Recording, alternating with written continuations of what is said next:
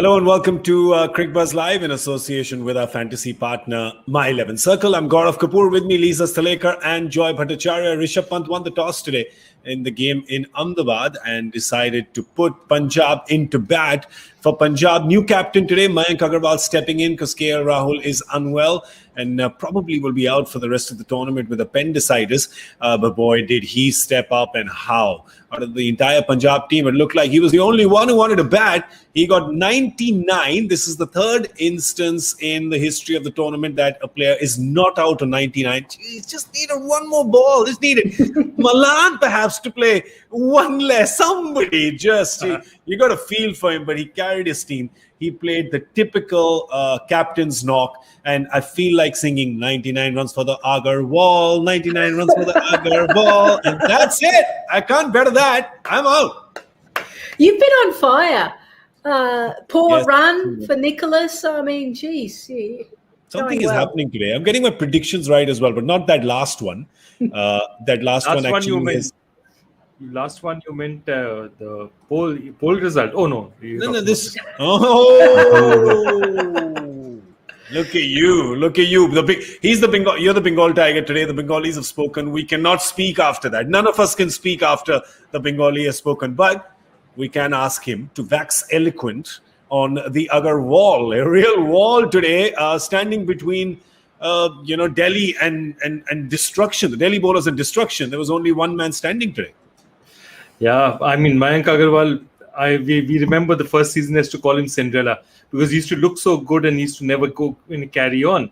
And this time... Would he get out at 12? Would he keep getting out at 12? No, yeah, he'll just 25, 30, just when you think the party is sort of hotting up, he's gone. Yeah. He just flattered to deceive every time. Every time you started enjoying watching him, he's disappeared.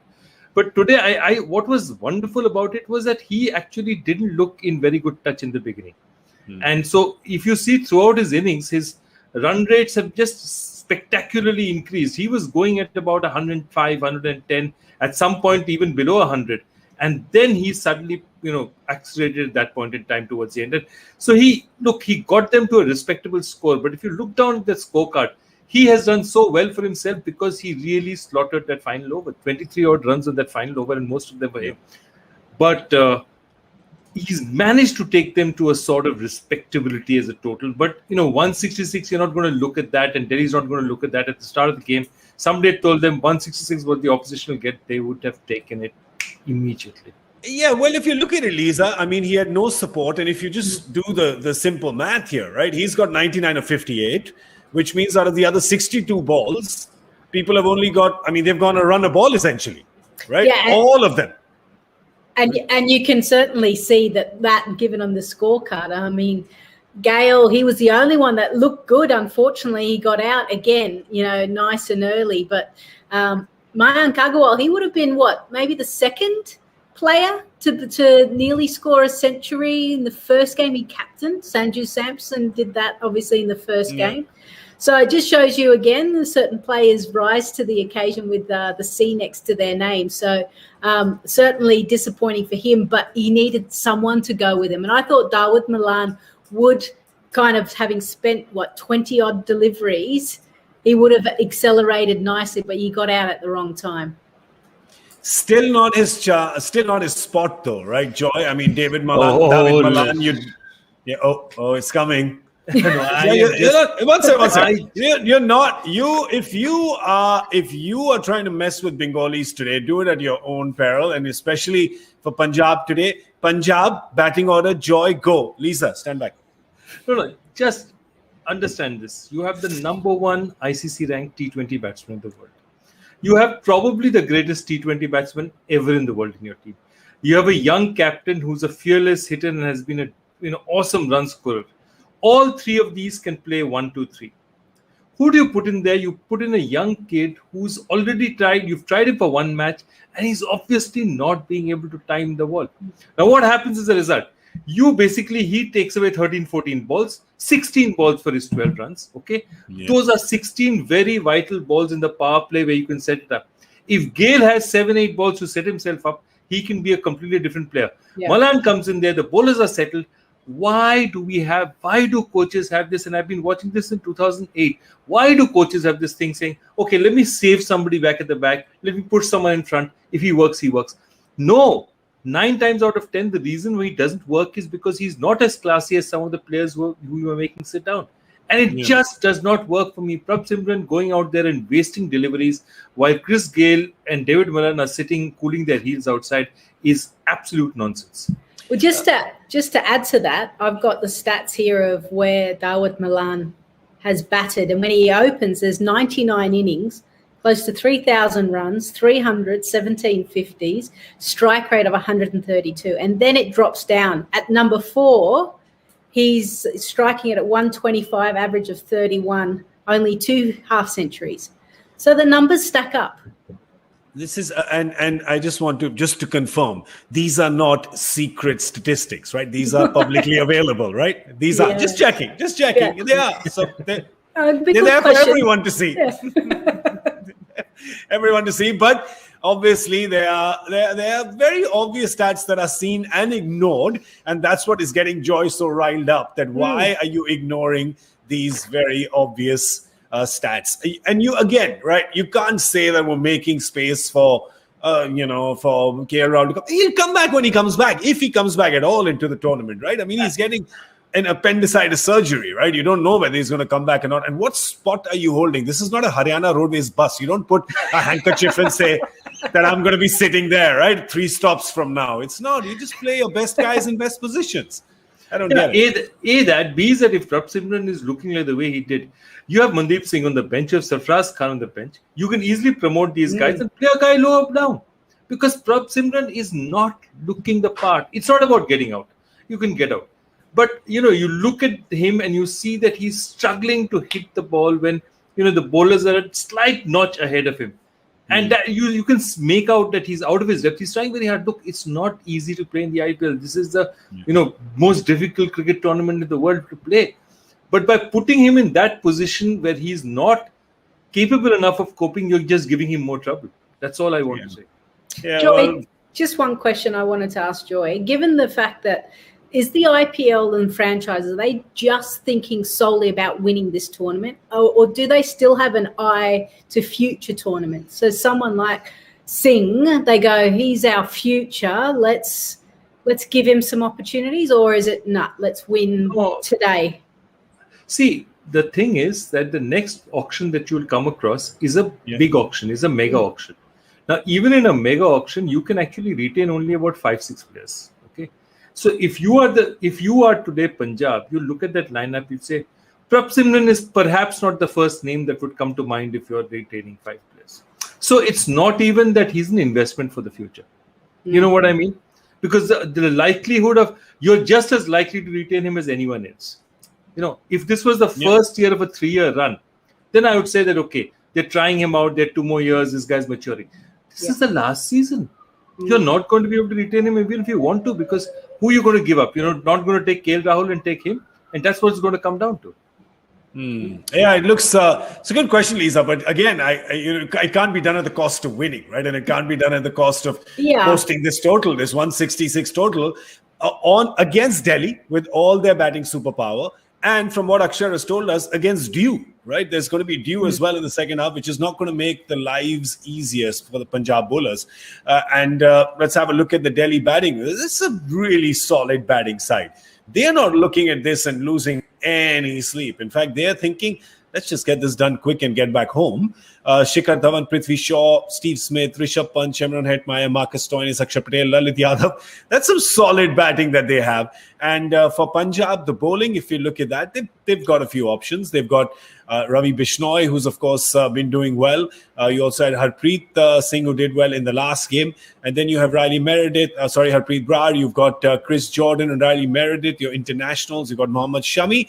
And then you're looking at getting a few overs, perhaps out of Shahrukh and or Deepak Huda. But what did the bowlers today do for Delhi? Let's have a look at their analysis as well. Avesh, well, that last over of 23, Mayank really messed it up for him. Otherwise, his first 3 had gone for just, 16? Yeah, they've gone 17. There you go, 4 for 39. And then there's Ishant, was kind of expensive. Marcus Stoinis, we saw him the second over of the game and just didn't see him again after that because Lalit Yadav bowled is 3 for 25. And Akshar Patel, definitely the pick of the bowlers, you'd say, picking up that 1 wicket and bowling 4 for 21. But Rabada, let's talk about Rabada because Rabada in the wickets is a very good sign, Lisa, for Delhi. Yeah, he bowled with pace. And to pick up wickets early on, he normally doesn't pick that many wickets up in the power play. He's normally kind of at the back end. Death bowling is where he's gotten predominantly majority of wickets. So he's given him the goals right at the front by taking the poles. So that's good for Rabada because we want to see him flying.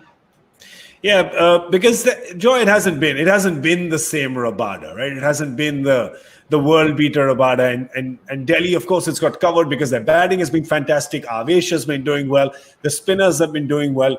But if you add Rabada's magic touch to this as well, this is looking like the team to beat. It's looking like the team that it can keep losing personnel but still have an amazing 11 on the field. I really like this Delhi side, and you're right. I mean, of course, there's one thing that you can't forget that you take Rabada at 80% over most bowlers in this tournament. Yeah. You say Rabada at 80%, I'll take him. In fact, the ball to get Gale, I mean, whether he meant it, whether it slipped out of his hand, it was just, and it did. There was some movement there because pace, there was some, I don't know, movement in the air. I don't know what it was. But Chris was beaten all ends up and, his leg just flew up in reaction. I mean, it just looked very, very ugly. But, I mean, that's it. He's capable of that change of pace, his burst of pace. He's capable of taking wickets. He's always a dangerous customer. And another thing, it's nice sometimes to have guys not hit their peak early. Because this tournament is a 2-month tournament. It's a long tournament. So lots of guys sort of start up and flame out in the middle, Sanju Samson is famous for doing this, But now if you start sort of hitting your paces now and then start warming up, I mean, that's something. So Delhi will be saying, okay, Rabada is not at his best.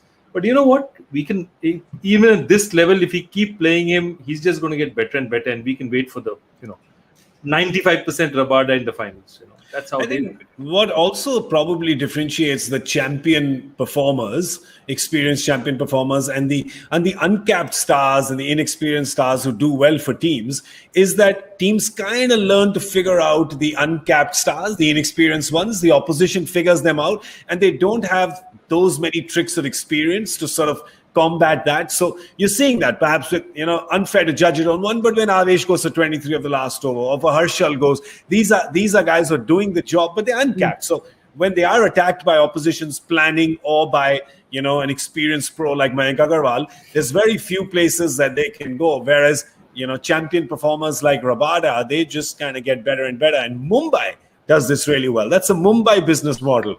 They do that really well. They peak at the right time. But anyway, today is not about Mumbai. Today is about Delhi.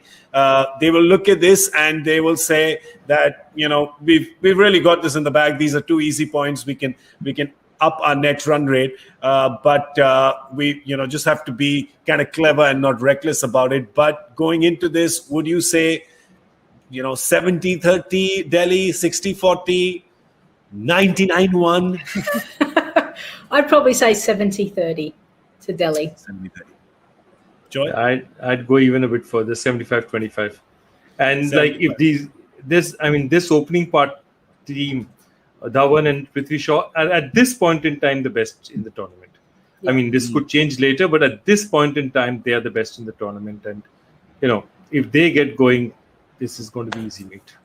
Okay, I'm going to look forward to Riley Meredith steaming in. So the first over could be lots of 4s or potentially a wicket falling.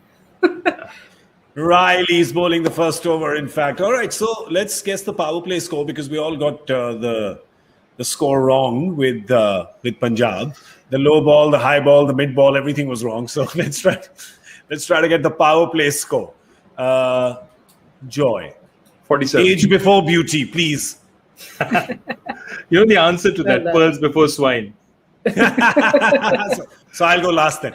So, 47. 47, oh, that's low. 52. 56. Prithvi Shaw, come on. 56. Like I said, easy. Could be runs or could be wickets in the first over. Yeah, as long as Steve Smith is not coming at 3, I'll get to 56. He is coming at 3. I want Pant to come at 3. I want 56. It doesn't matter who wins or loses. This is all about me. It's about me. It's about me. It's time to go now. Thank you so much for watching Cricbuzz Live in association with our fantasy partner, My 11 Circle. We're going to see you at the end of the 10th over with Cricbuzz Combox. I'd like to thank Joy and Lisa both. I'm Gaurav Kapur, and I'm really hungry. I want some food. Feed him, please.